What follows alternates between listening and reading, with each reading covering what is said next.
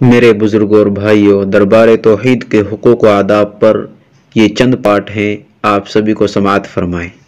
الحمدللہ وکفی وسلام علی عبادہ الذین اصطفی، اما بعد۔ دربار توحید کے حقوق و آداب، پارٹ نمبر 12، اپنے معاملات میں شریعت ہی کو حکم بنانا۔ بسم اللہ الرحمن الرحیم۔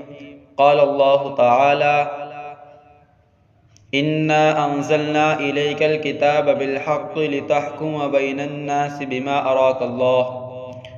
اللہ سبحانہ و تعالیٰ کا ارشاد ہے، بے شک ہم نے حق پر مشتمل کتاب تم پر اس لیے اتاری ہے تاکہ تم لوگوں کے درمیان اس طریقے کے مطابق فیصلہ کرو جو اللہ نے تم کو سمجھا دیا ہے۔